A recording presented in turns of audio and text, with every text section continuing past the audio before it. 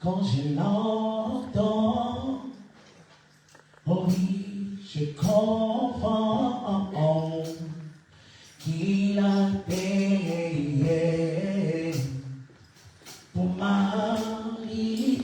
Si je me tais, je peux faire, oh oui, j'apprendrai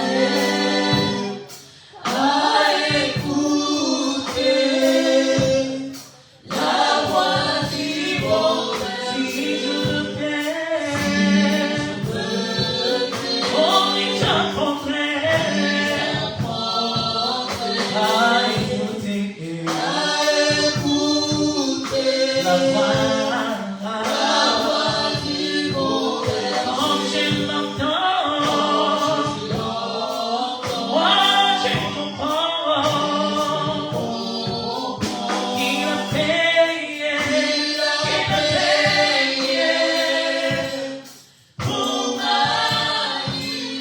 Si je le t'aime, oh oui, j'apprendrai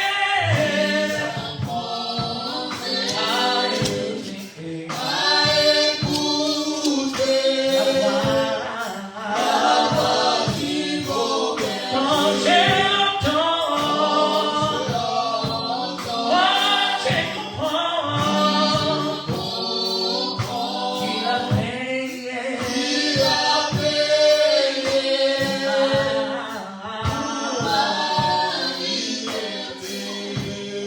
Si je me permets, oh oui, j'apprendrai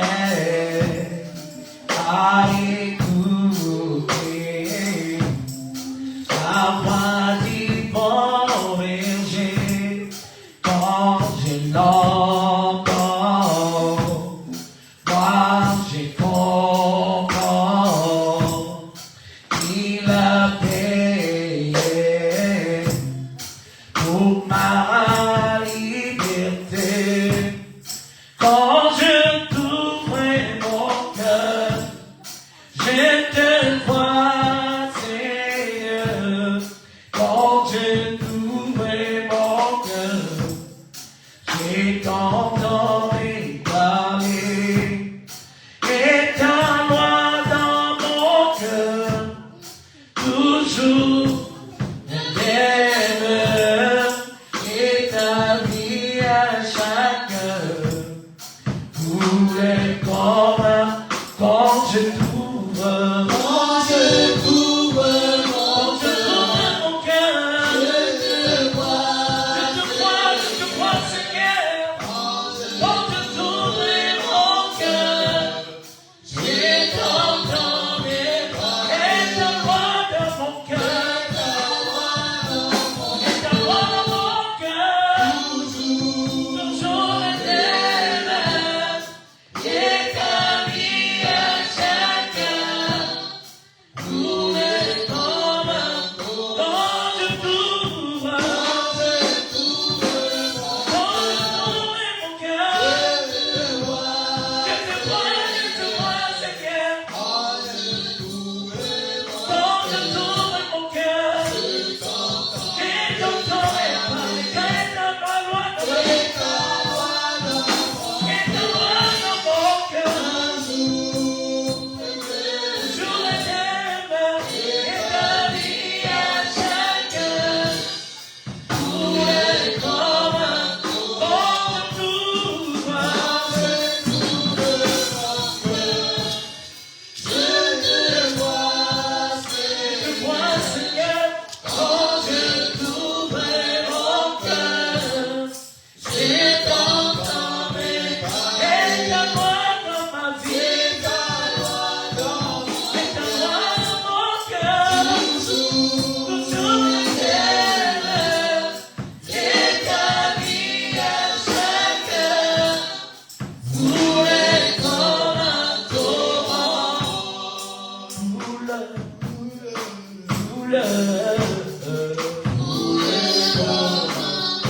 C'est la grâce, c'est Jésus.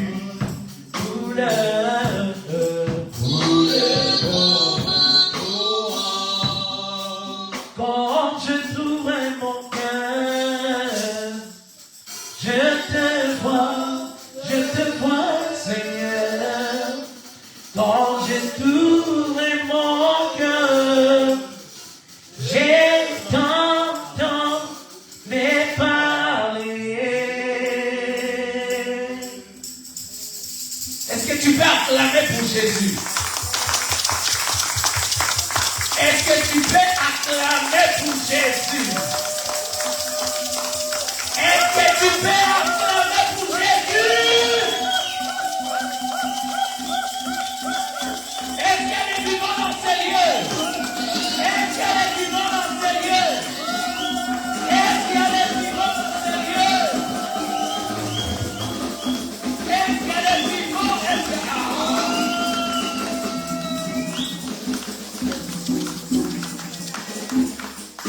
Alléluia. Vous êtes là, hein?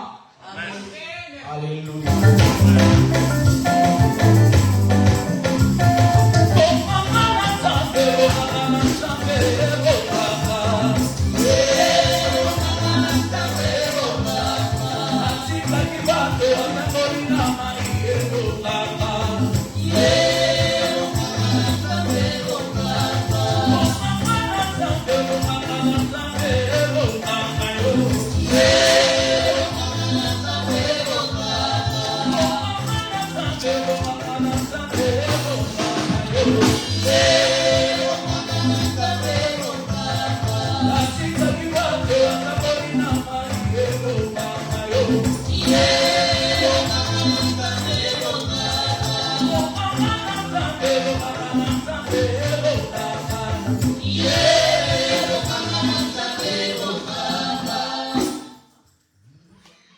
Nous allons ouvrir la parole de Dieu. Alléluia. Parce que je sens que depuis qu'il y a des personnes, je vois papa Michel commence déjà à ranger sa ceinture. Il voulait monter et j'ai respecté ça. Alléluia. Amen. Gloire à Dieu. Je voulais normalement ce matin, j'étais en train de préparer un message dans ma tête. Alléluia. Quelquefois, quand on dit préparer un message dans la tête, c'est que le Seigneur nous fait revoir des bribes de messages, alléluia, amen, pour nous parler. Et je devais normalement nous parler de Jean chapitre 8, verset 32, alléluia. Mais quand je suis monté, alors que j'allais vers Jean, alléluia, le Seigneur m'amène vers le nom, ça commence par un J toujours. Mais là, c'est Jérémie. Alléluia. Amen. Donc, on va parler de Jérémie. Je ne sais pas pourquoi le Seigneur veut que ça soit comme ça, mais je crois que Dieu a un message à délivrer ce matin pour une personne. Amen. Alléluia. Amen. Jérémie chapitre 18. Vous connaissez déjà. Les anciens, ils connaissent ça. À partir du verset 1er. Tu peux lire, je vais t'arrêter. Je lis la parole au nom de Jésus-Christ.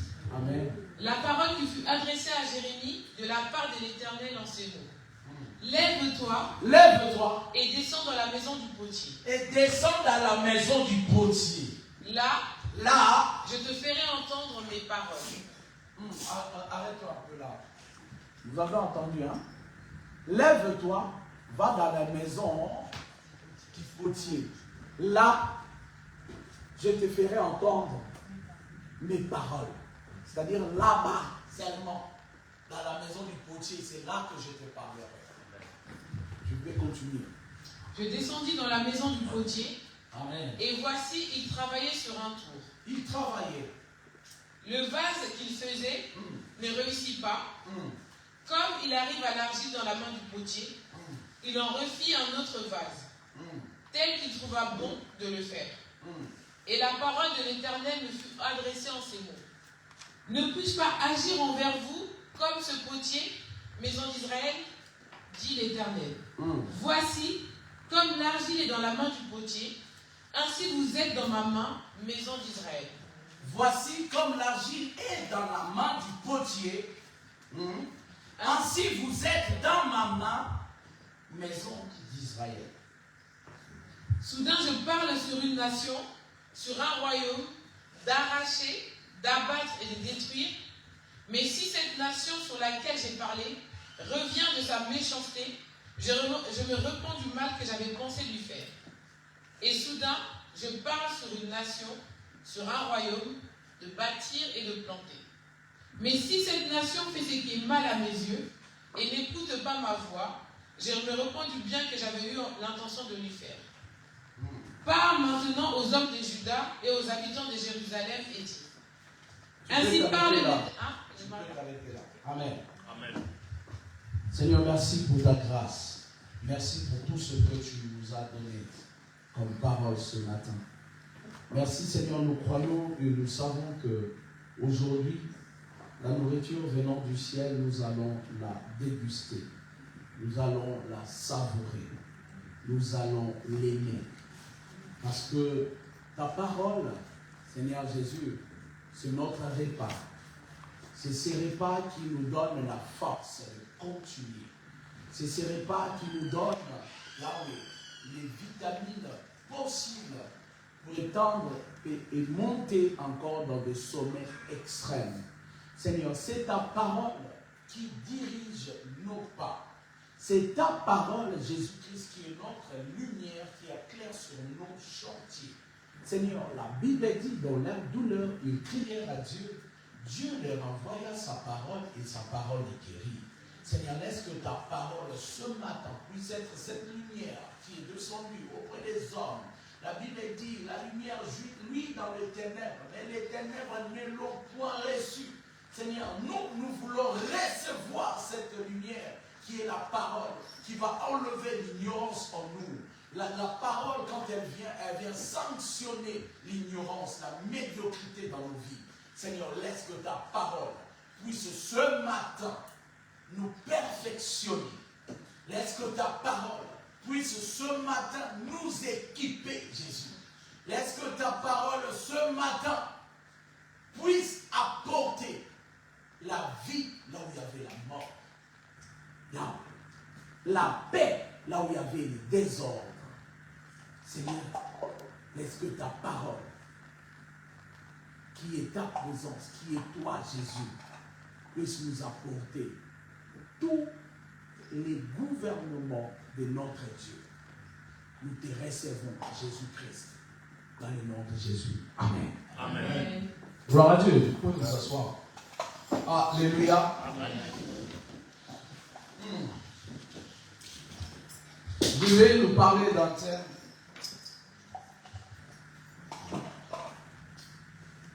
Vous êtes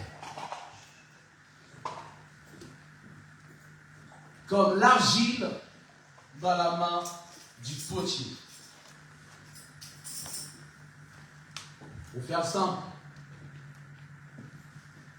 je l'ai tiré du verset 6e, verset 6, partie B. Ne puis-je pas agir envers vous comme ces potiers, Ménorah, dit l'Éternel. Voici comme l'argile est dans la main du potier, ainsi vous êtes dans ma main, Ménorah. Alléluia. Amen. Comme l'argile dans la main du potier. Alléluia. Comme l'argile dans la main du potier. Bien aimé, comme. C'est-à-dire, Dieu fait une comparaison. Alléluia. Amen. Dieu fait une comparaison. Il a dit, vous êtes comme l'argile dans la main du potier. Bien-aimé, le premier potier, avoir travaillé, les plus grands artistes, avoir travaillé, alléluia, dans ce monde, dans cet univers, c'est Dieu. Alléluia. Amen. La Bible dit, de la poussière de la terre, il façonna, il créa l'homme. Alléluia. Amen. C'est lui le grand potier. De l'argile, il a formé l'homme. Alléluia. Amen. Il a formé l'homme. Bien-aimé, l'argile ne ressemble à rien. dessus. L'argile, alléluia. L'argile n'est pas aussi important. Mais Dieu a pris ce qui n'avait pas de l'importance. Alléluia. Il a donné de l'importance. Je viens parler à une personne qui n'a pas d'importance. Je viens parler à une personne qui croit que Ménorah c'est rien. Qui croit que sa vie ne vaut rien. Parce que quand je dis Ménorah c'est rien, parce que tu es Ménorah. La Bible dit vous êtes la lumière de ce monde. Nous sommes des chandeliers. Un chandelier doit avoir sa lumière. Amen. Alléluia. Un chandelier ne peut pas manquer d'huile. Ce n'est pas moi, c'est marqué ici. Chaque fois quand vous rentrez à l'église, lisez le verset, ce qui compose cette église. Matthieu 4, 16 et Matthieu 5, 14. Alléluia. Vous êtes la lumière du monde. C'est Dieu qui l'a dit. Il a dit à qui? À nous qui sommes ses enfants. Nous sommes la lumière. La lumière c'est toi, la lumière c'est moi. Amen. Alléluia. Amen. Bien-aimé, quelles que soient les difficultés que tu peux traverser, quels que soient les problèmes, la maladie, ne dis jamais que les ténèbres m'ont envahi. Je suis, alléluia, couvert du ténèbre. Non. Toi, tu es la lumière. Amen. Alléluia. Amen. Là où il y a les ténèbres, quand toi tu arrives, la lumière doit paraître. Amen. Mais le problème, c'est quoi? Là où il y a les ténèbres, quand toi tu arrives, est-ce qu'il y a quelque chose qui change? Si tu es une lumière, tu es l'argile, façonnée, créée par Dieu. Quand tu arrives quelque part, tu amènes l'autorité de Dieu dans ces lieux-là. Amen. Quand tu arrives quelque part, tu amènes les gouvernements de Dieu dans ces lieux-là. Amen. Voilà pourquoi je comprends les centeniers romains. Je comprends les centeniers romains. Les centeniers romains disent, Seigneur, ça ne sert à rien de venir chez moi. Je suis un pécheur. Dis seulement un mot. Alléluia. Amen. Dis seulement un mot. Le père de Jairus, alléluia, qui travaillait dans la synagogue, lui, il a demandé la présence de Jésus. Lui, il connaissait les commandements. Il étudiait la Torah. Bien-aimés dans le Seigneur, quelquefois, ceux qui viennent à l'église ne comprennent rien de Dieu.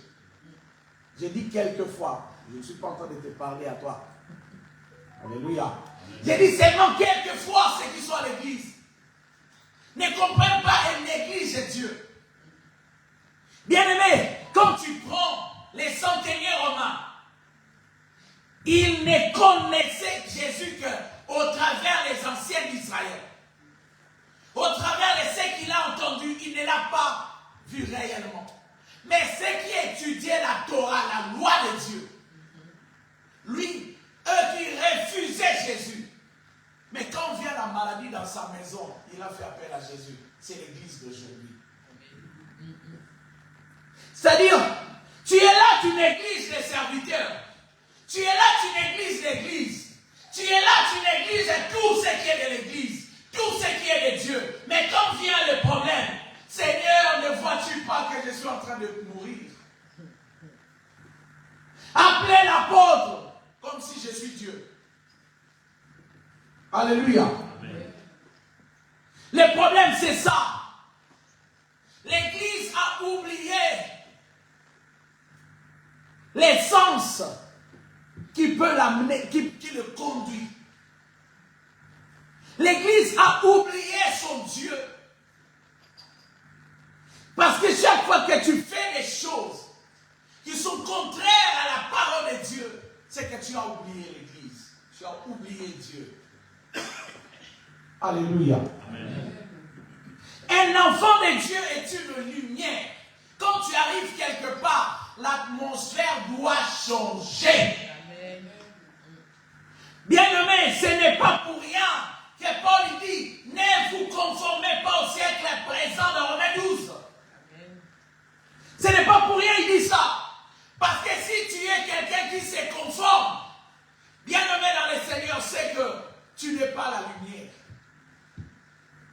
Menorah, es-tu réellement lumière? C'est ça le problème. Menorah, es-tu réellement lumière? Ou tu es seulement lumière de nom? Vous savez, bon, ce n'est pas pour notre papa. Ce n'était pas l'exemple que j'allais donner. Hein. Tu sais que j'allais toujours parler de toi. Non? Richard. Richard, par définition, veut dire quelqu'un qui a beaucoup d'argent. Mais quelquefois, on peut avoir les noms sans les comptes. Alléluia. Non, pas ça. Pas c'est différent. Toi, amen. Il y a des choses. Amen. Alléluia. Amen. Vous comprenez à peu près? Quelquefois, on peut porter un nom sans avoir les éléments de ce nom-là. J'ai croisé un serviteur de Dieu hier pendant la collation de notre maman, pasteur Sarah. Alléluia. J'aimerais juste vous dire une parole. Hein? Elle a pour les habits qu'elle a mis là, ce n'est pas des toges de l'église. Alléluia. Amen. Ne polémiquez pas là-dessus. C'est les habits des lauréats, ceux qui ont fini un cursus. Une ou un. Merci. C'est les habits de ceux qui ont fini quelque chose. Voilà pourquoi ils ont porté déjà. Oh non, elle est vieille, je ne sais pas quoi là. En plus, c'est rouge, vous allez croire que non. Vous allez commencer à dire que non, vu que les papes. Non. Ce n'est pas ça. Ce n'était pas l'élection. Oh non, après. Non. C'est parce qu'elle a fini, c'est comme les étudiants. Alléluia. Amen. Quand les étudiants terminent leur cursus, les études, bah, en France, ça ne se fait pas vraiment, mais plus dans les pays anglophones, ils le portent, alléluia, des habits, alléluia, du genre de toge qui pourrait représenter la fin d'études. C'est ça. Alléluia. Amen. Voilà pourquoi vous avez vu, elle a porté ça. Amen. Amen. Alors ne cherchez pas de polémique là-dessus. Parce que quelquefois, on commence même à avoir peur de mettre des photos pour se dire, mais il va se contredire. Non, je ne me contredis pas. Alléluia. Gloire à Dieu. Donc, vous devez comprendre que lorsque tu arrives quelque part, tu dois amener Dieu dans ces lieux-là. Amen. Je vais m'expliquer. Un enfant de Dieu, quand il arrive quelque part, il doit impacter ces lieux de la présence de Dieu. Amen. J'ai croisé un serviteur de Dieu hier. Il m'a dit, le pasteur bienvenu mentionne, il m'a dit, tu sais quoi, tu as un problème. Il m'a dit clairement, il m'a dit, tu as un problème. Il dit, c'est quoi le problème? Il m'a dit, c'est ton nom qui est un problème.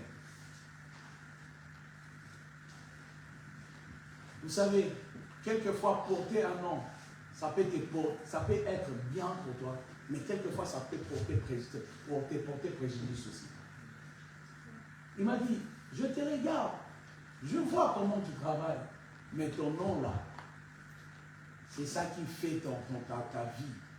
Ça te porte préjudice aussi. Je dis, t'inquiète pas, je le sais.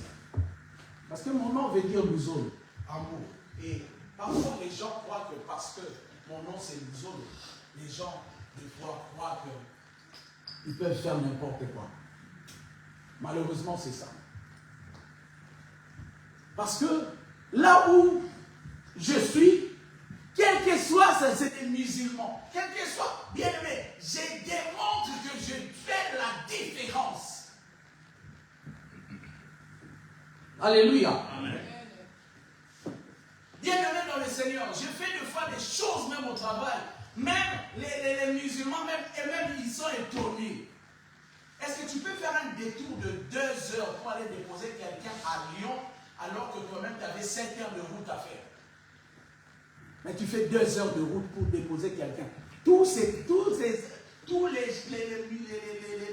les musulmans, ils ont refusé d'accompagner ces jeunes hommes-là.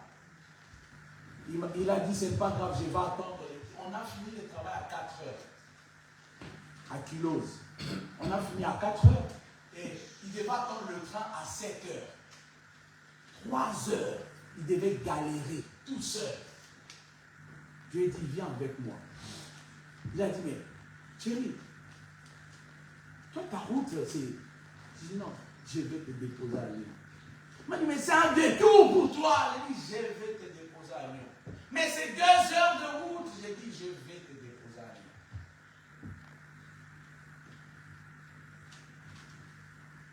Moi, je pensais que ce que j'ai fait là, c'était rien. Alléluia. Amen. Mais les gens du bureau l'ont entendu. Le problème, c'est ça. Quand tu fais, ne fais pas pour impressionner les gens. Quand tu fais l'amour, quand tu manifestes l'amour, ne fais pas pour impressionner les gens. Quand tu manifestes la bonté, ne fais pas pour impressionner les gens. Amen. Fais-les seulement, sans attendre rien. Alléluia. N'attends rien de cette personne-là. Mais ce jeune homme-là a appelé le bureau, il a dit, écoutez, il a fait 2 heures pour m'amener. Waouh.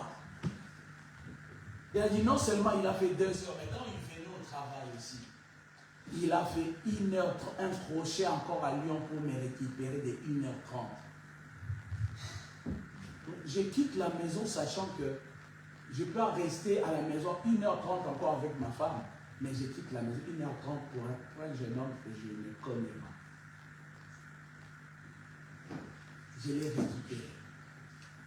Alléluia. Amen. Les bureaux l'ont entendu. Ce que tu fais aussi de bien. Les bureaux de Dieu.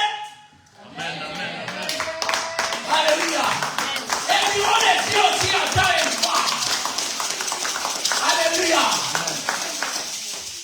Voilà pourquoi je ne m'attendais pas pour m'en donner un chantier à mourir. Je suis parti à l'ouverture du chantier.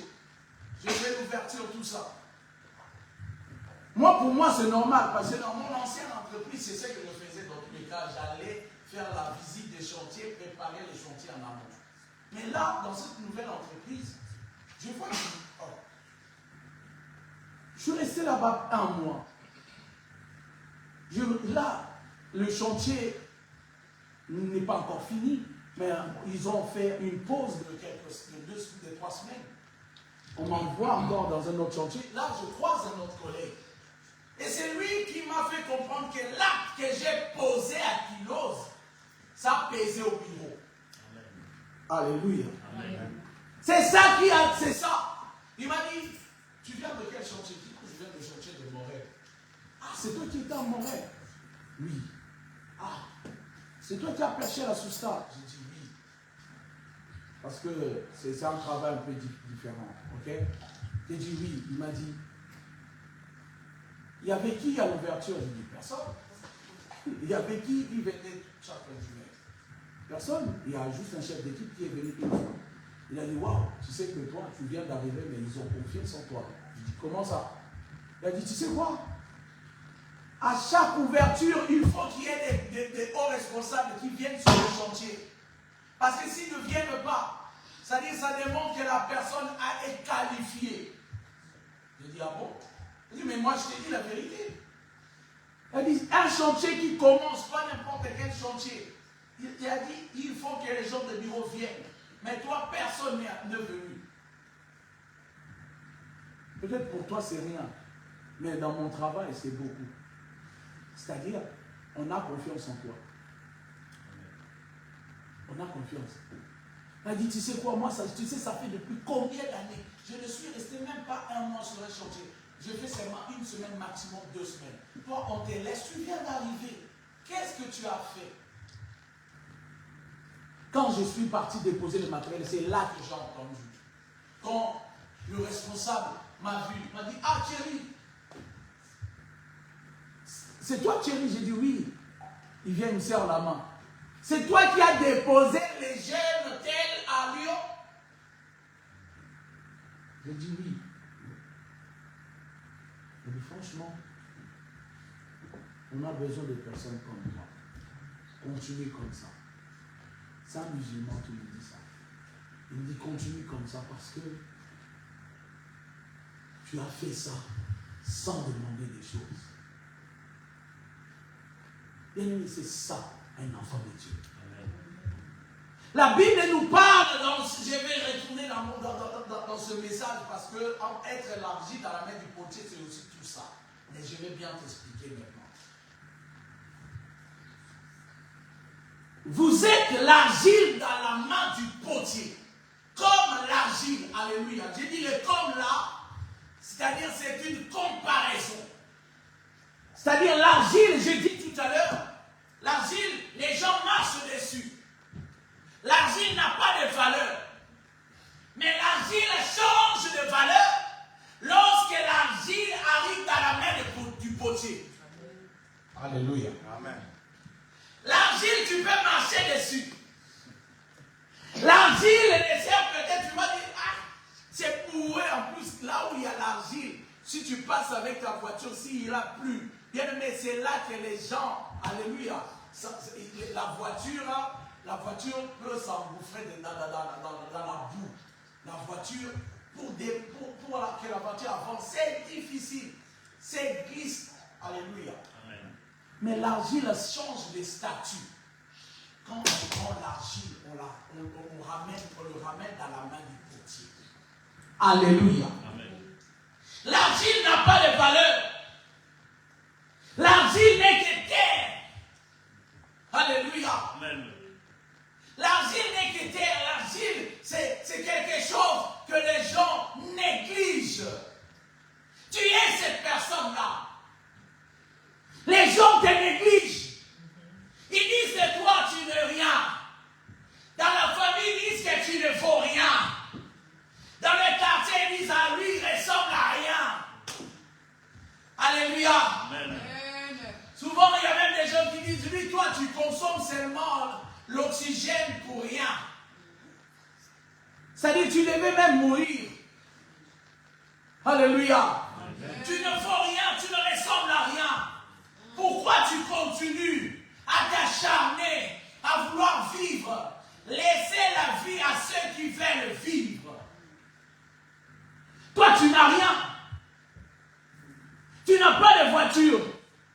Tu n'as pas de papier. Tu n'as pas de maison. Tu as quoi, toi? Un pauvre. Tu t'appelles peut-être Richard. Mais qu'est-ce que tu as? Tu t'appelles peut-être... donnez-moi des noms significatifs. Tu t'appelles peut-être béni, mais tu n'es pas béni. Alléluia. Amen. Tu t'appelles peut-être Théo, mais tu n'as pas les choses de Théo. Théo en grec veut dire seulement Dieu. Amen. Amen. Alléluia. Amen. Donc voilà, ils peuvent dire beaucoup de choses sur toi. Tu t'appelles tel, mais tu n'as pas ça. Bien aimé, ça c'est les hommes. La Bible dit de la poussière, Dieu y tire le pauvre, du fumier l'indigent. De la poussière, il démontre, cette parole démontre qu'il est le divin potier. De la poussière, il tire le pauvre. Du fumier l'indigent. La Bible dit, mais il le fait asseoir. Il le fait asseoir dans la table des grands. Alléluia. De la poussière, il tire le pauvre du fumier l'indigent. Tu n'es que poussière, mais laisse-moi te dire, tu as besoin d'un Dieu. Amen. Amen. Tu as seulement besoin de Dieu. L'argile entre les mains du potier. Vous êtes comme l'argile entre les mains du potier. Le potier, c'est juste un artisan. Alléluia. Amen. Un artisan qui travaille la terre. C'est celui-là, un potier. C'est un artisan. Et j'ai béni Dieu. Parce qu'il est l'artisan de notre vie. Amen.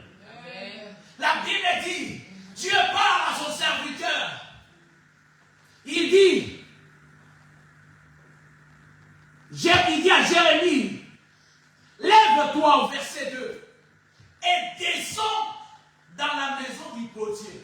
Alléluia. Amen. Lève-toi, Jérémie. Descends dans la maison du potier. C'est-à-dire, Dieu demande à Jérémie de poser, premièrement, une acte. C'est quoi l'acte qu'il doit poser en première? C'est de s'élever. Souvent dans la Bible, vous verrez que Dieu nous incite à nous lever. Dieu nous incite à nous lever. Arrête d'être tout le temps assis. Croire que tu es fatigué. Levez-vous l'église, soit tu es là. Alléluia. J'ai travaillé toute la semaine. Et c'est toute la semaine à faire je ne sais quoi. Oui. Mais pour Dieu, tu peux le faire encore mieux. Amen. Dieu nous incite à nous lever. S'élever, c'est un acte c'est un verbe d'action. Dieu nous pousse à poser des actes. Arrête d'être un chrétien qui ne pose pas des actes. On verra que tu es un chrétien si tu poses des actes d'amour. On verra que tu es un enfant de Dieu si tu poses des actes de foi. La foi, les œuvres de la foi, c'est les actes que tu dois poser. Alléluia. Amen. Il faut commencer à poser des actes. Mais avec la foi maintenant. Amen. Longtemps tu as posé des actes, mais sans la foi. Tu as posé des actes parce que tu as voulu montrer que non, toi aussi tu pouvais. Mais maintenant pose avec Dieu. Amen. Tu verras qu'avec Dieu, la Bible dit nous ferons des exploits. Amen. Alléluia. Amen. Lève-toi, Jérémie, ne reste pas assis. Même la Bible dit, même dans le livre d'Ésaïe 61, lève-toi, sois éclairé. Si tu ne t'élèves pas, la lumière ne jaillira pas dans ta vie. Dieu n'aime pas ceux qui sont assis à ne rien faire. Il n'a pas créé l'homme pour que l'homme reste assis à ne rien faire. Dieu a créé un homme travailleur. Amen. Alléluia. Amen. Quelqu'un a dit, Dieu a créé un homme travailleur, mais vous le pasteur, vous n'aimez pas travailler. Vous êtes là en train de bouffer seulement les dîmes et les offrandes des gens. Bande de voleurs. Je te dis, mon frère, ma soeur, toi qui dis ça, viens faire ce travail-là, tu verras que ça dépasse le travail que tu fais à l'extérieur. Amen. Vous ne savez pas la douleur que ça pose, ce travail-là. Ce travail-là est tellement difficile que ça mérite la peine. Un pasteur qui est à 100%, il mérite sa peine. Alléluia. Amen. Je dis bien, il mérite sa peine. Le jour où Ménorah aura 1000 membres, j'arrêterai d'aller à Kilos, d'aller à Nice ou à Cannes pour mon travail. Non, j'arrêterai. Donc, si tu veux déjà taper les mababous, c'est-à-dire avoir des problèmes, des difficultés dans ton cœur, c'est-à-dire des nœuds dans ton cœur, crois-moi. Voilà pourquoi tu es là, tu dis, tu resteras dans ton travail là. Parce que moi, je ne ferai pas l'évangélisation. C'est à cause de toi que tu continues de travailler. C'est ta faute en soi. Alléluia. Amen. C'est ta faute. Parce que si tu faisais ton travail, je serais là. Voilà pourquoi quand tu m'appelles des fois à minuit, 1h du matin, je ne suis pas là. Parce que soit je suis au travail, soit je dois aussi dormir. Alors ne viens pas me dire que non, tu es quand même notre apôtre, non, tu dois être là à la chambre de l'église. Je travaille aussi pour soigner aussi ma maison. Alléluia. Amen. Mais oui, ce n'est qu'un pasteur qui est à 100% que tu peux appeler à n'importe quel, parce que c'est son travail seul, le travail qu'il fait. Alléluia. Amen. Alors, nous autres là, quand tu m'appelles au téléphone, essaye d'appeler Maman Sarah. Si tu ne l'as pas au téléphone, appelle Dieu. Alléluia. Amen. Tu as compris, hein? Comme cet homme l'a dit. Si tu veux quitter ton mari, va dans la salle de bain, lave-toi, prépare ta valise, mets le parfum. Alléluia. Amen. Sors de la maison, va chercher du travail. Si tu vas mettre dans le de là. Alléluia. Amen. Donc c'est ça. Tu dois t'élever. Bien-aimé, cherche par tout le moyen de t'élever dans la prière. Amen. Lève-toi. Si tu ne t'élèves pas, tu ne verras pas les actes de Dieu. Parce que si Jérémie était resté, Dieu n'allait pas lui parler. Dieu lui a dit, lève-toi, va dans la maison, descends dans la maison du potier. Là-bas seulement je te parlerai.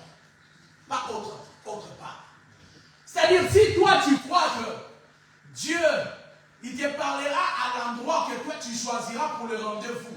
Non, Dieu ce n'est pas comme ça, c'est lui qui choisit les lieux du rendez-vous. Amen. C'est Dieu qui choisit les lieux du rendez-vous. Les dimanches, quelquefois, les dimanches où toi tu boudes de venir à l'église, c'est les dimanches de ton rendez-vous. Amen. Bizarrement, c'est comme ça. Parce que Satan, il va te donner la lourdeur, va te dire non, ne bouge pas. Regarde, tu ne sens pas le mot de tête là, tu le sens bien. Toi, je le sens. Alléluia. Et tu dis, non, apôtre, je ne suis pas bien. Mais quand on n'est pas bien, on va voir le médecin, non? Mais pourquoi tu appelles Jésus-Christ le médecin alors que tu es malade, tu veux rester à la maison? C'est ça que je ne comprends pas. Église de Dieu. Il s'appelle Yahvé Rapha. L'éternel Dieu qui vous guérit. Oui ou non? Oui. Mais maintenant, quand tu es malade, tu as pour voir les médecins, c'est bien. Mais c'est lui qui t'a créé, qui est le divin potier. Bien-aimé, le potier peut réparer une vase qui est abîmée. Parce que le potier a encore de la matière. Il a encore de la matière pour réparer. Mais si tu vas voir quelqu'un qui n'est pas potier, il n'arrivera pas à remplacer les articles abîmés. Bien-aimé dans le Seigneur, viens à Dieu. Tu es malade. Dieu va remplacer les choses. Amen. Alléluia. Amen. Ce n'est pas facile de faire le travail de Dieu. Ça, je le conçois. Mais c'est tellement gratifiant. Alléluia. C'est tellement gratifiant. Quelqu'un dit, c'est normal par les 10 000 offrandes. Viens, tu vas manger quoi? Laisse-moi typer. Alléluia.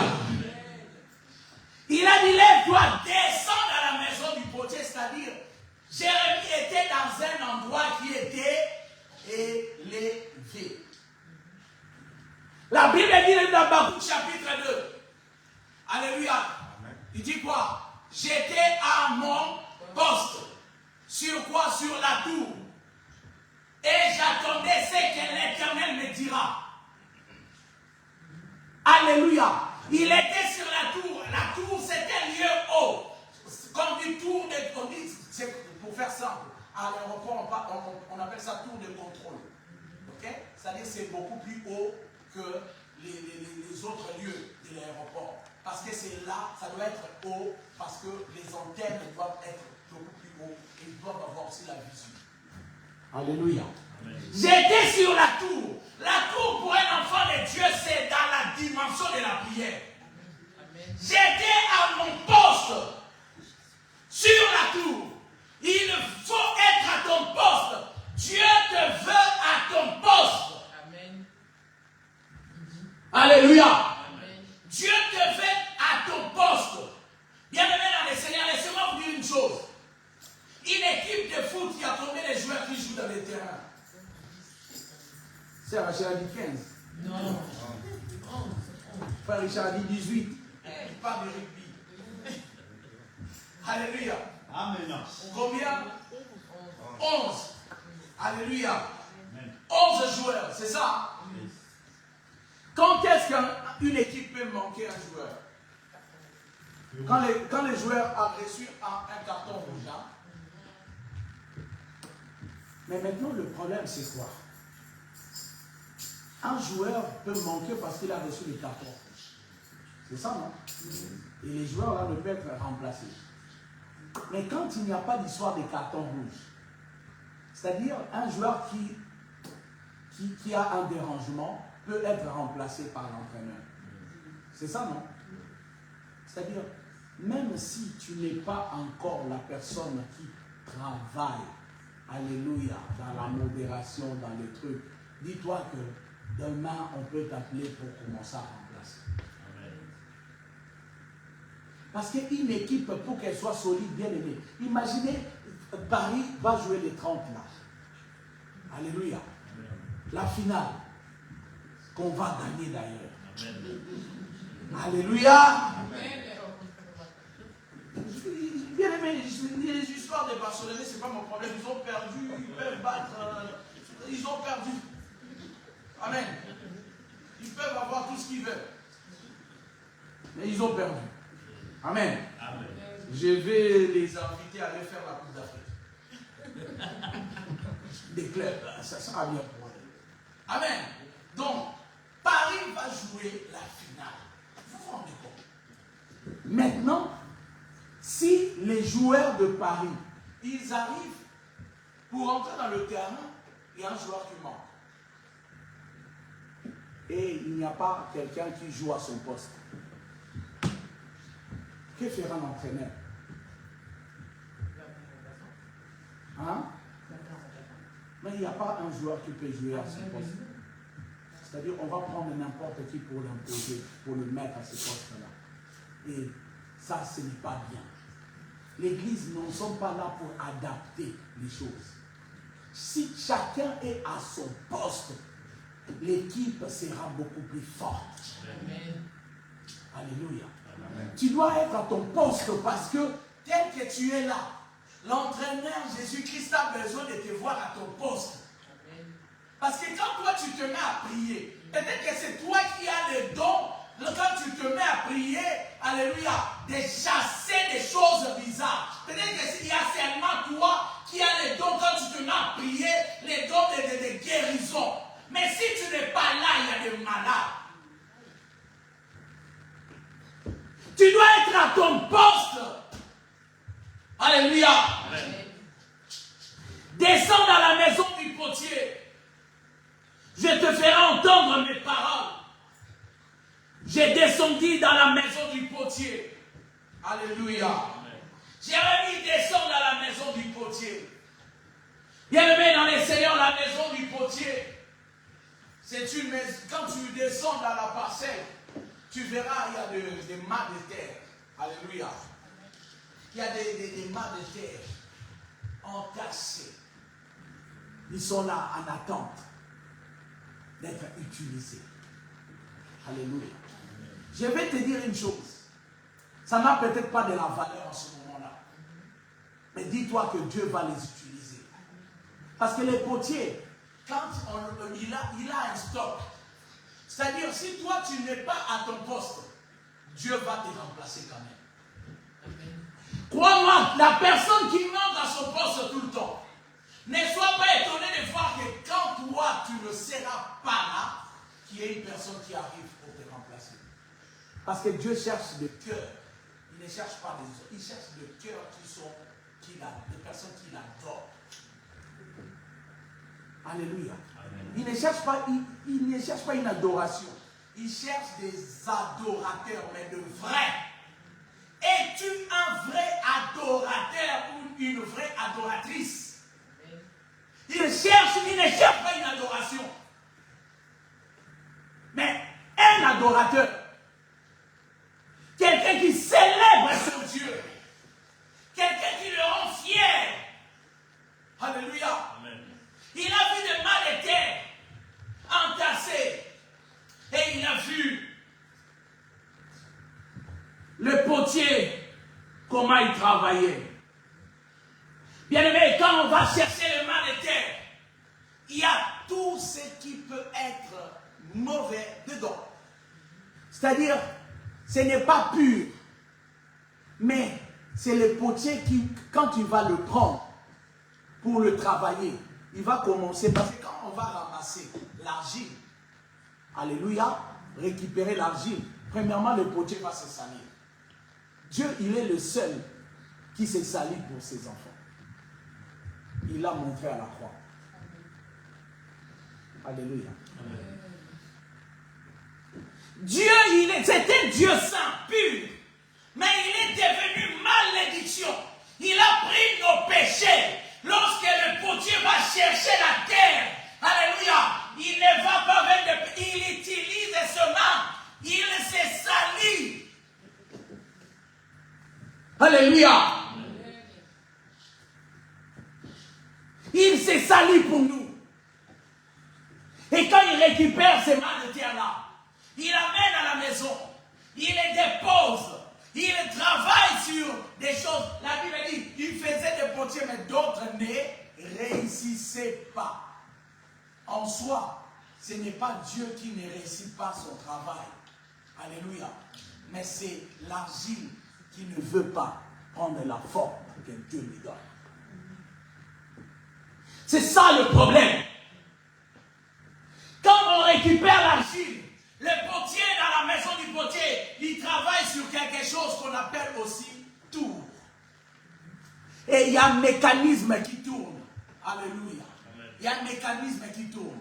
Et pour commencer à travailler l'argile, il doit d'abord prendre cette argile-là.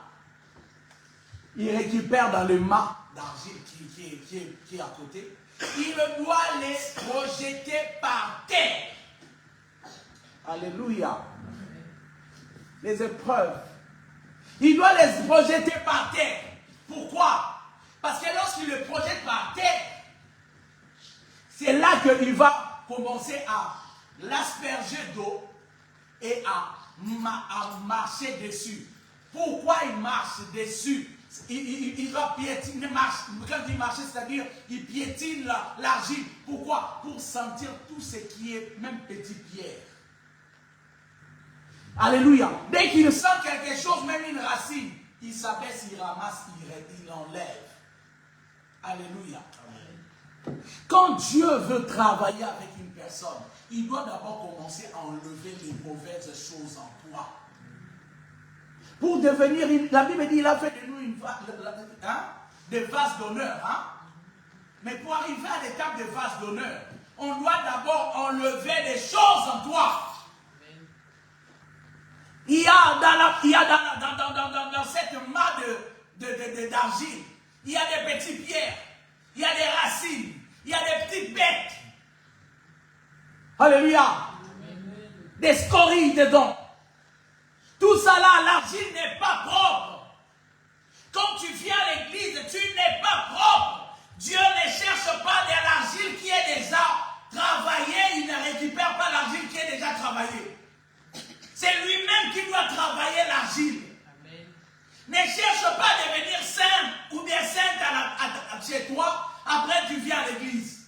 On vient à l'église tel que nous sommes. Quand tu viens à Dieu, c'est tel que tu es. Laissez les gens venir à l'église. C'est Dieu qui les travaille, ce n'est pas toi. Ne commencez pas à regarder les gens. Lui, il a des locks. Lui, il a des piercings à gauche et à droite. Bien-aimé, laisse Dieu faire son travail. C'est lui qui est le potier, ce n'est pas toi. Est-ce que l'argile peut critiquer l'argile? Alléluia. Amen. Quand nous venons à Dieu, nous venons avec nos problèmes. Nous venons avec nos caractères que nous avons hérités de nos parents, de nos arrière-arrière-grands-parents. Nous venons avec l'éducation qu'on a eue, qui n'est pas pareille à la parole de Dieu. Nous venons avec tout ce qu'on a ramassé dans nos quartiers. Nous venons comme ça. Et quand nous arrivons, alléluia, la première des choses, ne t'inquiète pas, ne crois pas que Dieu va t'élever directement. Tu dois d'abord prendre l'argile posée par terre. Il va commencer à le travailler par les pieds, par les mains. Il l'enlève. Dès qu'il sent quelque chose, il l'enlève. C'est Dieu qui enlève. Mais pour enlever, l'argile est sec. L'argile est compacte. La seule chose qui peut commencer à désagréger un peu, à rendre l'argile, alléluia, mou, c'est l'eau. L'eau, c'est la parole. C'est la parole qui peut changer ta vie. C'est ta parole qui peut changer ton comportement. C'est la parole qui peut changer les choses en toi. Ne refuse pas les paroles qui sont difficiles à entendre. Amen. Ne refuse pas les paroles que Dieu te dit. Ne soyez pas les chrétiens qui veulent entendre des choses qui leur plaisent. Viens à l'église pour qu'on te dise que toi, tel que tu es là, tu es un meurtrier. Tu fais de mauvais choix. Tu fais des choses qui ne sont pas bonnes. Tu n'aimes pas les autres. Viens à l'église pour ça. Ne viens pas à l'église pour te dire tout le temps tu es béni, alors que tu ne seras pas béni. La bénédiction est dans la vie d'une personne qui marche selon la parole de Dieu, qui écoute la parole de Dieu et qui la met en pratique. C'est là que la bénédiction vit. La bénédiction ne sera pas dans ta vie quand tu seras désobéissant, quand tu n'écouteras pas Dieu, quand tu marcheras selon toi, Dieu ne te bénira pas. Quand tu viens à l'église, viens pour écouter des choses qui vont confondre les péchés dans ta vie, qui vont confondre l'éducation que tu as eue. Alléluia. Qui vont confondre tout ce que tu as ramassé dans les quartiers. Et aujourd'hui, on ramasse plus dans les quartiers, mais plus dans les réseaux sociaux. Viens à l'église pour entendre une parole qui va changer ta vie. Alléluia. Ne viens pas à l'église pour entendre les choses qui te plaisent. Viens à l'église. Moi, j'aime quand les gens sortent de l'église, ils commencent à parler de l'apôtre. Il a encore fait ça. Il a encore dit ça. C'est tellement magnifique. Parce que je vois qu'il y a des gens qui sont touchés. Amen. Alléluia. Amen. Donc, quand tu parles comme ça, là, moi, j'aime. Parce que je vois que la parole de Dieu est en train de toucher. Tu ne sauras peut-être pas, tu continueras à parler, mais à un moment donné, cette parole est en train de faire l'action dans sa vie.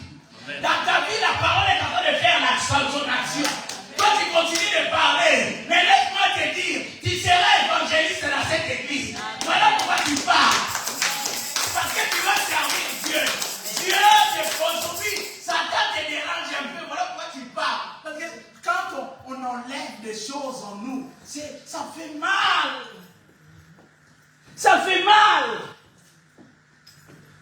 On est des fois déçus. Alléluia.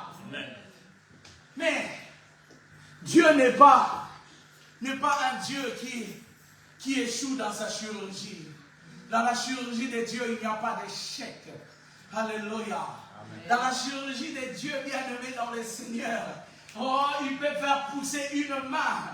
La main là ne sera plus. Oh non, la main qu'on a mis, la main n'est pas adaptée. Non, ce que Dieu nous donne, c'est adapté et c'est à nous. Alléluia. Les yeux qu'il a donnés à Bartimée, vous pensez que les yeux là, à Bartimée portaient des lunettes après? Qu'est-ce que vous croyez? Dieu peut donner des yeux à quelqu'un, après Bartimée, il devait avoir binocle là. Mais non! Quand Dieu donne, alléluia, il donne le meilleur.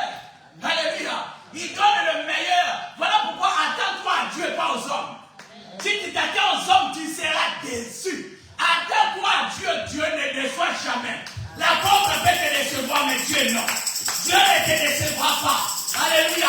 Toi dans cette église-là, on te dit des choses. Alléluia.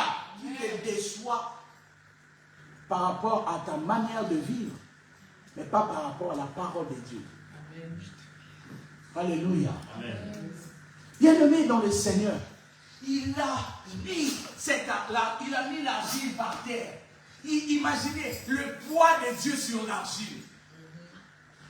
Quand tu viens à l'église, tu dois sentir le poids de Dieu dans ta vie. Amen. Alléluia. Amen. Tu dois sentir le poids de Dieu dans ta vie. Quelqu'un dit, Dieu il pèse. Il a dit, prenez mon joug est léger. En soi, quand il marche sur l'argile n'est pas là en train de souffler. Non. Quand tu reçois Jésus-Christ, alléluia. Quand tu reçois Jésus-Christ, il a dit, prenez mon joug est léger. C'est-à-dire, tu vas commencer à sentir la légèreté, mais des picotements, des choses qui changent dans ta vie. Ta manière de parler, ta manière d'agir commence à changer. On commence à dire, toi tu as changé, hein? Pourquoi? Non parce que tu deviens une mauvaise personne, mais tu commences à devenir la meilleure version de toi. Ah, je prie que tu deviennes la meilleure version de toi. Ah, je prie ce matin qu'une personne devienne la meilleure version de lui-même que Dieu a réservé. Alléluia. Lorsque Dieu voyait Gédéon ne se voyait pas comme vaillant héros. Mais Dieu l'appelle vaillant héros parce que c'était la version que Dieu avait prévue. Je te dis que ce que les gens voient de toi, ce n'est pas la version que Dieu a prévue. Il y a une version de Dieu. Je suis prêt à te dire et à prophétiser que la version de Dieu va arriver dans ta vie. La meilleure version de Dieu va arriver. Ici, là, tu vas vivre la meilleure version de Dieu. Toi, crois seulement. Toi, vis seulement dans le respect de la parole. Et ça, dans la maison du potier, il a dit à Jérémie. Il a vu comment le potier travaillait. Il a pris l'argile, il a mis par terre, il a enlevé les scories, il a enlevé les cailloux, il a enlevé les racines. Des racines, ça peut être celle de ta famille, ça peut être des arrières, ça doit enlever. Parce que l'argile, quand on le récupère, il y a plein des impuretés. Mais Dieu, il est celui qui rend pur. Il asperge d'eau. L'eau, c'est la parole. L'eau est là. L'eau est là pour permettre à ce que l'argile devienne malléable. Alléluia. L'argile, plus qu'on met d'eau, plus l'argile commence à être malléable. Voilà pourquoi tu dois recevoir la parole de Dieu. Ne réfute pas, ne refuse pas la parole de Dieu. La parole qui est dite devant la chair ici. Cette parole qui est dure. Reçois cette parole. Que cette parole amène une dimension dans ta vie de transformation. Amen. Alléluia. Et par la suite, il récupère cette argile-là. Quand il, bien aimé, Dieu ne commence à travailler que quand il s'assure que l'argile n'a plus d'impureté. Ou encore, il reste des choses, alléluia, mais lui-même il sait que le feu va là, parce que quand il va faire l'œuvre va être mise dans le feu. Le feu pourra brûler ça. Mais il doit laisser des choses que Dieu, c'est vraiment des miettes, où il sait que lui-même, quand il continue à travailler avec toi, par la suite, pour devenir vase d'honneur, tu n'auras plus d'impureté. Alléluia. Lorsqu'il prend l'argile là, il doit le fracasser, le frapper sur sa tour, pour que ça colle sur la tour là. Il doit le fracasser dessus. Il doit prendre ça. Paf! Ça se colle. C'est alors que la machine commence à être enclenchée. Quelqu'un a dit, oh c'est tonton. Non, c'est pas tonton. Alléluia. La machine commence à être enclenchée. Ça tourne. Alléluia. Ça tourne. Ça tourne. Quand ça tourne, il prend encore de l'eau. Il commence à voir, maître, Dieu s'est sali pour façonner l'argile. L'argile à son état d'avant ne peut être vendue. L'argile est travaillée, et travaillée, et travaillée. Quand il travaille, il arrange les contours. Tel que tu es là, Dieu, l'argile, bien-aimé, tous les potiers te diront, tous les potiers travaillant de leurs mains te diront, les vases qui le font ne sont jamais pareils. Voilà pourquoi toi aussi tu n'es pas, tu es le seul, tu es l'unique. Parce que tu peux avoir des ressemblances, mais quand on prend des empreintes digitales, hein, il n'y a que toi qui as ça. Il n'y a que toi qui as ça. Là, il travaille. Mais après avoir travaillé, il récupère les pots. Alléluia. Il récupère le contenant. Non, le contenant. Il récupère le pot. On ne peut pas mettre de l'eau dedans. On ne peut rien mettre dedans. Ça doit d'abord passer dans le feu. Pour que l'argile devienne solide, l'argile doit être placée dans le four. Alléluia. L'argile doit être placée dans le four. Voilà pourquoi je te dis, tu es dans le four de Dieu, ne pleure pas. Les épreuves que tu traverses, c'est pour te fortifier. Ne pleure pas, ma soeur. Ne pleure pas, mon frère. Ça sera un témoignage pour toi. Ne pleure pas. L'argile est déjà fait. Alléluia. Il a déjà formé les vases. Mais le vase doit passer dans le feu. Les épreuves. Alléluia, de feu. C'est ça qui rendra l'argile solide.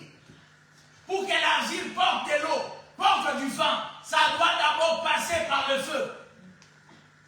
Mais toi, tu refuses de passer par le feu. Voilà pourquoi tu es mou. Voilà pourquoi tu es mou.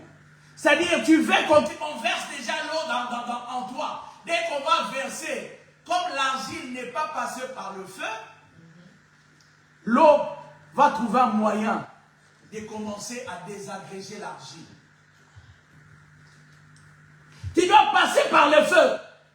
Il y a beaucoup qui viennent à l'église, qui fuient l'église par la suite, parce qu'ils ne sont pas passés par le feu de Dieu. Amen.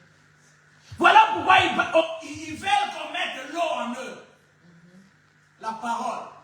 Mais ils se désagrègent vite. Parce que l'argile et l'eau, quand c'est en petite quantité, c'est bien. Mais quand c'est beaucoup, c'est le vase là qui n'est pas solide, ne pourra pas les supporter. Il y en a beaucoup qui ne supportent pas. Au temps de la fin, la Bible dit beaucoup ne supporteront pas la saine doctrine. Beaucoup ne supporteront pas la saine doctrine.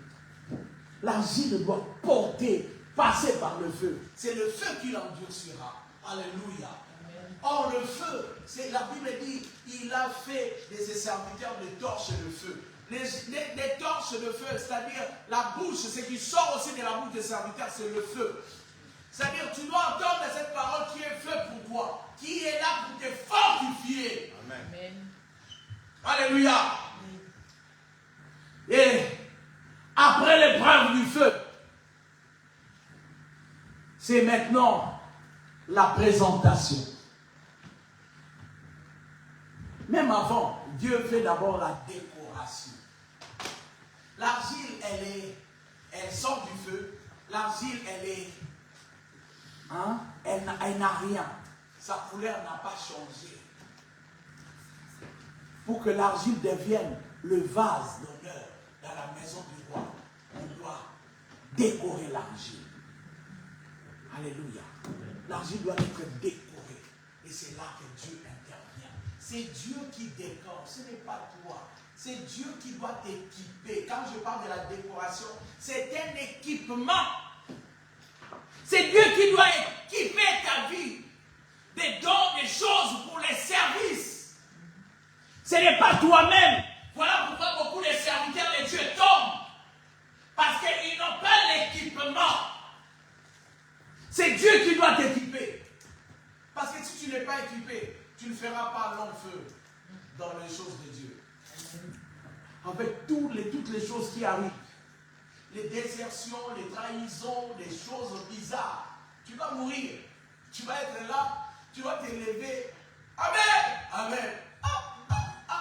C'est tout. Donc tu meurs. Alléluia. Amen. Parce qu'il y a tellement de choses, tu dois être solide. Cette église, c'est une église qui prépare des serviteurs de Dieu de demain. Vous devez être fort et solide. Amen. Parce que si tu n'es pas fort et solide, tu n'arriveras pas. Tu n'arriveras pas. Qu'est-ce que tu vois, ça doit te donner l'exemple de dire que non, comment je peux agir dans telle situation. Alléluia. Amen. L'argile entre les mains du potier. Dieu a dit, ne puis-je pas agir envers vous comme ce potier? Maison de Ménoha, au verset 6. Ne puis-je pas agir comme pour vous comme ces potiers? Dieu a besoin de travailler dans ta vie. Il a besoin de travailler. Il a besoin de te façonner. Dieu a besoin d'enlever des mauvaises choses en toi. Si tu le laisses faire, tu vas être ces vases d'honneur qui va travailler dans la maison du roi. Bien-aimé, cette parole, tu l'as entendue. Dieu a dit soudain au verset 7, je parle sur une nation, sur un autre, d'arracher, d'abattre, de détruire. Il y a des choses que tu dois arracher. Il y a des choses que tu dois abattre, des choses que tu dois détruire, des choses que tu dois délaisser aussi dans ta vie. Alléluia. Amen.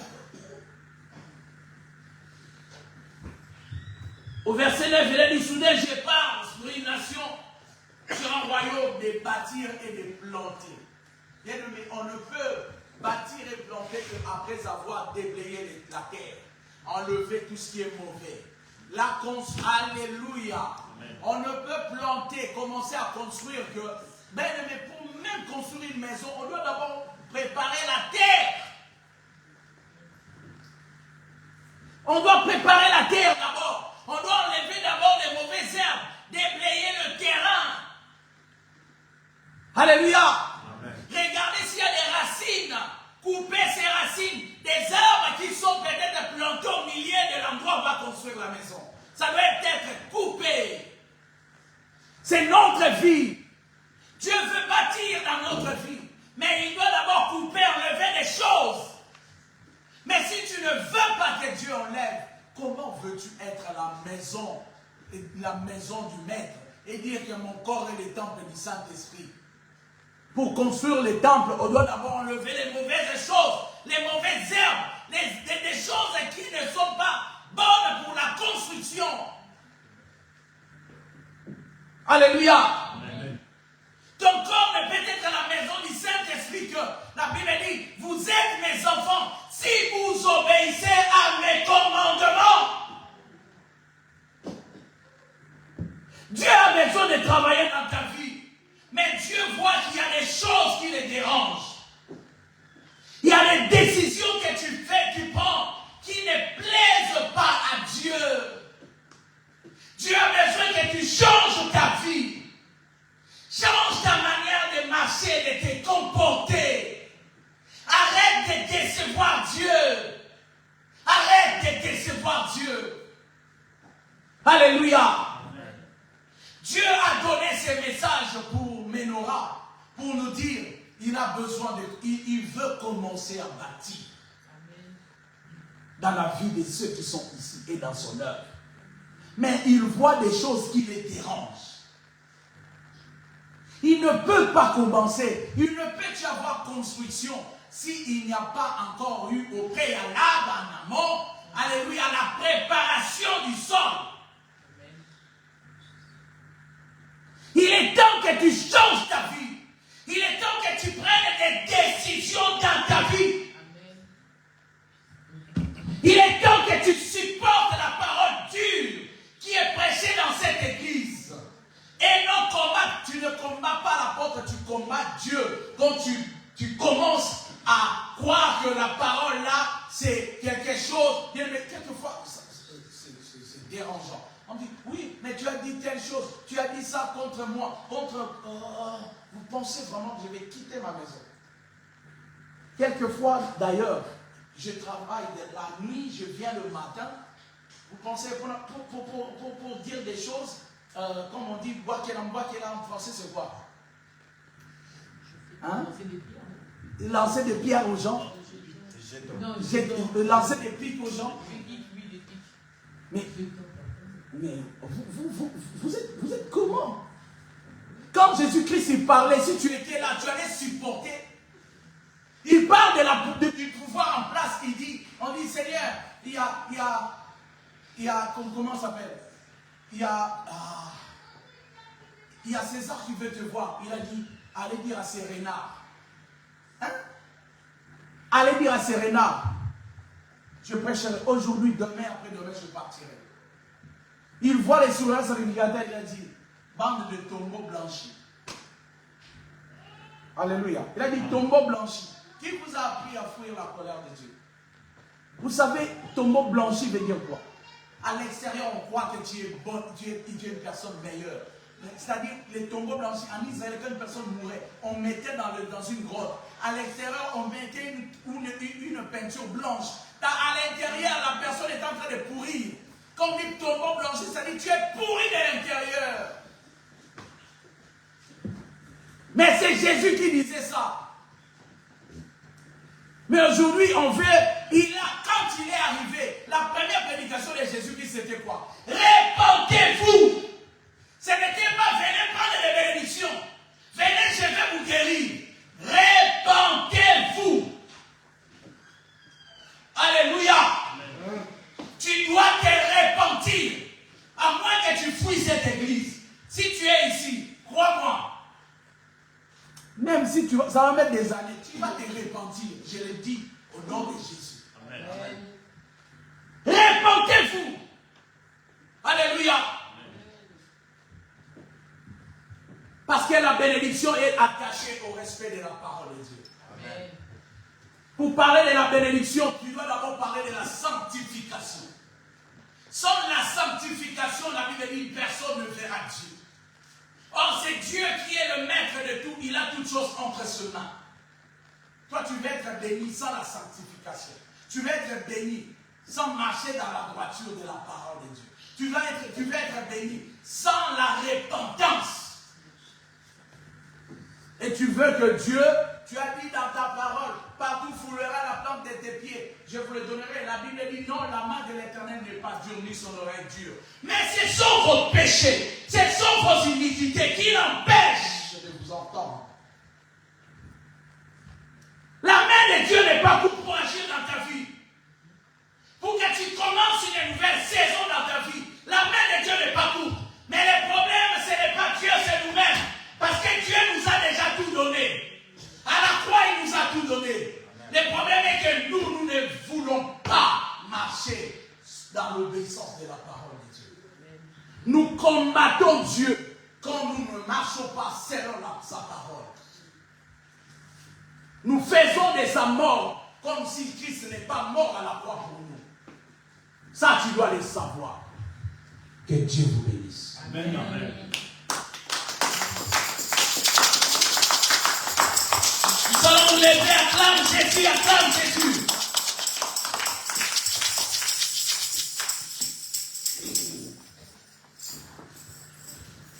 Tu vas prier. Tu vas lui demander pardon. Et que tu te mal comporté, tu as fait des choses contraires à sa parole. Tu n'as pas obéi aux instructions que Dieu t'a dit, que tes pasteurs t'ont dit. Tu n'as pas bien appliqué la prédication qu'on nous enseigne. Tu vas prier, bien-aimé, n'attends pas la chanson, toi prie. Tu n'as pas besoin d'une chanson pour prier par rapport à tes péchés. Seigneur, nous avons besoin de toi. Nous avons faute de faille de toi. Nous nous sommes méconduits devant ta présence. Pardonne-nous, Seigneur. Seigneur, pitié de nous, Jésus. Seigneur, aie pitié de nous. Pardonne mon frère, pardonne ma soeur. Seigneur, que ce message ne soit pas une condamnation pour nous, mais un début de commencement et une bénédiction qui commence dans une personne. Seigneur, si nous avons fait mal les choses, aujourd'hui tu es venu nous récalibrer. Nous allons le faire avec toi. Suivre ta direction. suivre tes préceptes, ta parole. Seigneur, nous voulons te donner notre vie. Reçois nos vies, Seigneur. Yahweh, commence à travailler sur la vie de tout un chacun. Yahweh, si nous voulons être des vases d'honneur, des vases qui sont sur le présentoir, tu dois d'abord enlever les mauvaises choses en nous. Pour enlever ces choses-là, nous aussi, de notre côté, nous devons prendre des décisions. Voilà pourquoi, Seigneur, nous prenons la décision aujourd'hui de te suivre. Entre deux mains, j'abandonne tout ce que j'appelle mien. Oh oui, ne permets à personne, Seigneur, d'en reprendre rien. Entre deux mains, j'abandonne tout ce que j'appelle le mien.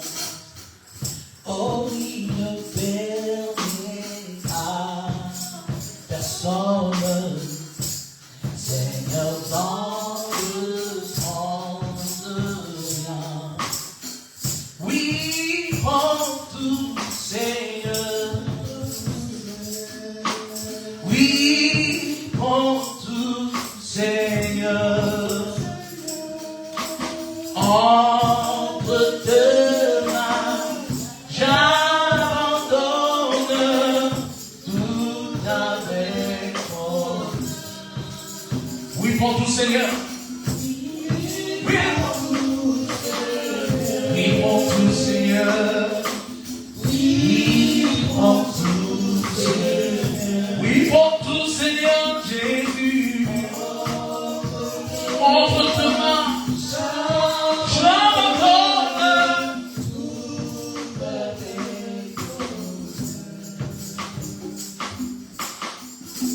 Seigneur, prends tout. Entre tes mains, nous laissons tout. Pour Jésus. Tu vas prier pour la Sainte Seine. Nous avons gêné le lundi jusqu'à vendredi, d'autres même jusqu'à hier. Tu vas prier Dieu. Tu vas demander à Dieu de se révéler. Nous avons entendu cette parole venant de Dieu. Ça peut paraître dur, mais moi je crois que quand Dieu parle ainsi, parce qu'il a réellement besoin de nous sauver et de faire de nous des vases d'honneur. C'est-à-dire nous sommes prêts. D'ici là, Dieu va utiliser les membres de cette église pour son honneur. Prie maintenant pour le repas de Dieu. Demande à ce que Dieu puisse faire en sorte que tout ce que tu vas boire, sa nourriture puisse agir en toi, qu'il te transforme. Et cette nourriture, si tu étais malade, même des choses que tu ne savais pas, même si tu avais un cancer, que cela guérisse toute maladie en nous. Tu étais envoûté, que le corps et le sang de Jésus apportent la victoire et la vie en toi dans le nom de Jésus. Prions. Seigneur, nous préparons notre cœur pour ce repas. Est-ce que ce repas soit une nourriture, Yahweh, qui va nous permettre de pouvoir changer de vie? Est-ce que cette nourriture puisse apporter la vie en nous, ta vie en nous? Est-ce que cette nourriture soit purifiée par toi? Purifie-le par ton sang, Jésus. Daigne le rendre saint, que ce ne soit pas des choses venant du supermarché, que cela soit une nourriture qui va apporter la vie en nous. Yahweh, laisse que nous puissions la manger avec action et grâce.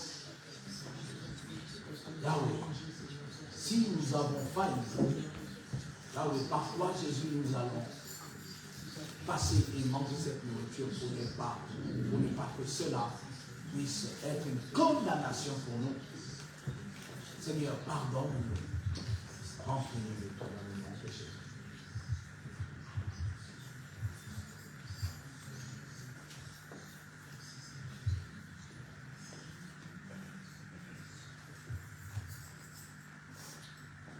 Jésus.